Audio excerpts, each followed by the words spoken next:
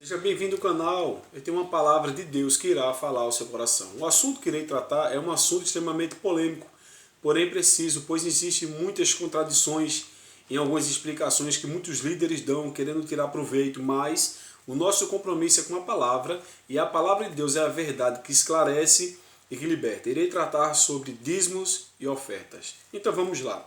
Te convido a abrir a Bíblia no versículo mais usado e mais debatido sobre esse assunto, que é Malaquias, o último livro do Antigo Testamento, capítulo 3, versículo 10, que diz: Trazei todos os dízimos à casa do tesouro, para que haja mantimento na minha casa. E depois fazei prova de mim, diz o Senhor dos Exércitos, e se eu não vos abrir as janelas do céu, não derramar sobre vós uma bênção tal, que dela vos advenha maior abastança. Aí versículo 11, e por causa de vós repreenderei o devorador, para que não vos consuma o fruto da terra, vive no campo, e não vos será estéril, diz o Senhor dos Exércitos. Então, meus amados irmãos, a palavra dízimo no hebraico significa décima parte. Era uma ordenança bíblica, o dízimo. A princípio, irei ler aqui alguns versículos em ligeiros tempos para você. A princípio, iremos ler Números, capítulo 18, Gênesis, Êxodo, Levítico, Números, quarto livro, capítulo 18, versículo de número 21. Ou seja, para que se viu o dízimo? Vamos lá. Em primeiro lugar, para os levitas, 18, 21, que está escrito: E eis que os filhos de Levi tenham dado todos os dízimos em Israel, por herança, pelo seu ministério que exerce o ministério da tenda da congregação.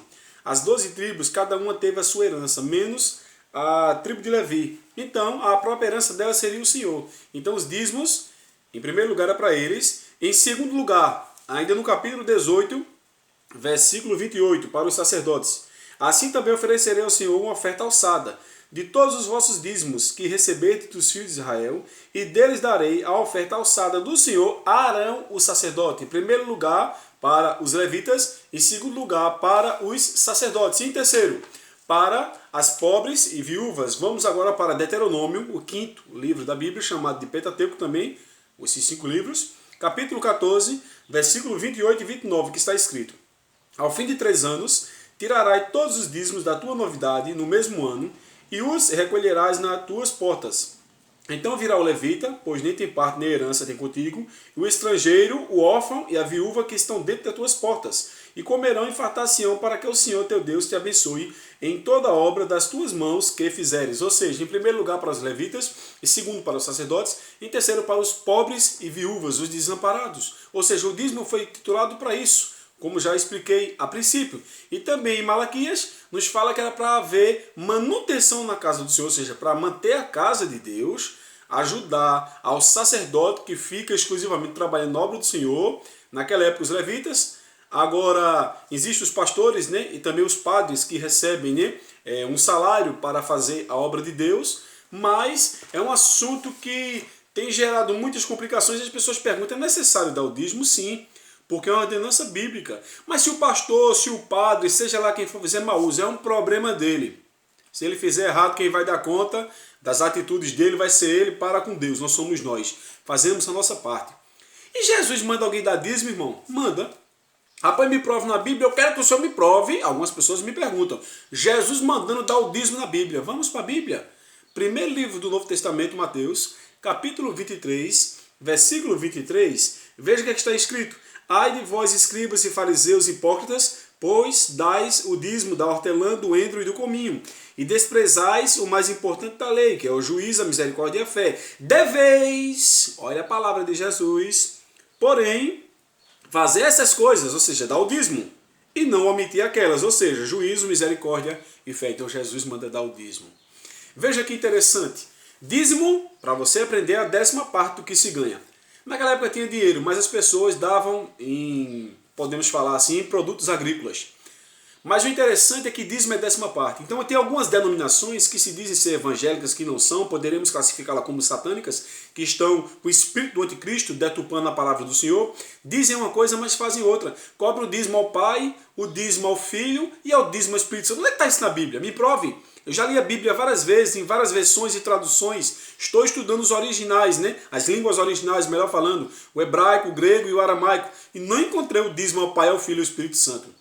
Veja, então dízimo é a 10ª parte. Oferta é aquilo que você propõe dar. Vamos ler em 2 Coríntios capítulo 9, versículo 7, que diz: cada um contribua segundo o propósito no seu coração, não com tristeza ou por necessidade, porque Deus ama o que dá com alegria. Ou seja, devemos dar com alegria a oferta. Pode ser 1 centavo e também pode ser R$2, R$10, R$50, R$100, o que você quiser dar. Então, dízimo é a 10ª parte do que se ganha. Oferta é aquilo que você propõe a dar a Deus de livre e espontânea vontade.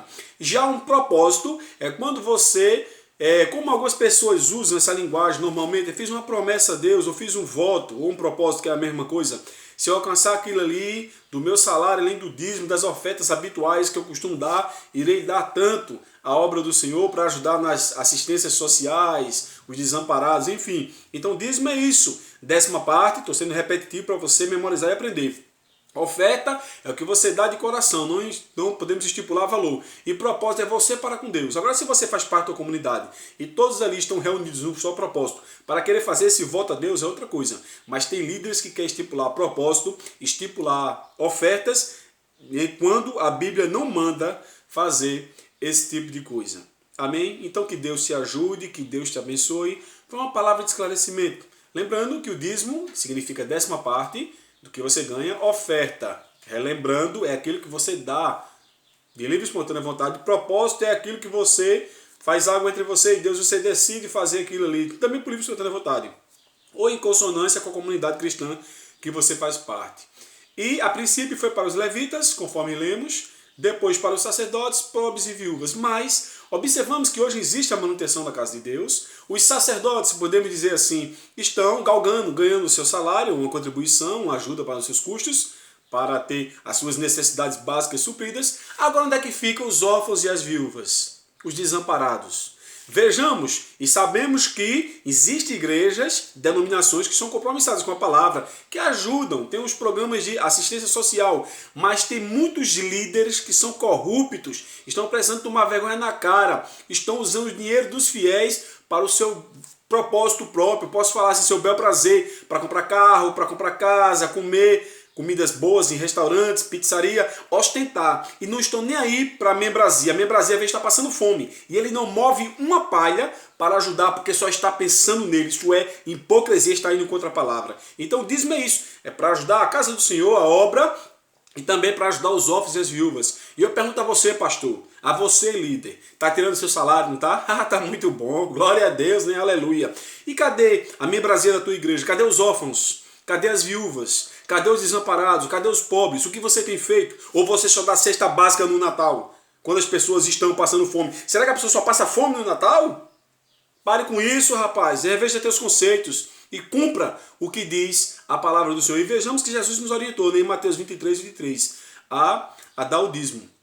Então que Deus venha te ajudar de uma forma tremenda e sobrenatural, que abra as portas sobre a tua vida, que você também seja liberal para a obra do Senhor e que os líderes tenham discernimento e saibam administrar, né, o papel ao qual Deus lhe deu sobre o rebanho do Senhor de apacentar o povo de Deus. Foi mais uma palavra de esclarecimento. Então que Deus te ajude, que Deus te abençoe. Compartilhe esse vídeo. Eu sei que não é um assunto tão bom de se ouvir, um assunto que muitos falam muitas coisas, mas debatemos aqui à luz das Sagradas Escrituras, sem blá blá blá. Mostramos na Bíblia para você. Na verdade, lemos aqui os textos bíblicos. Então que Deus te ajude. Um forte abraço.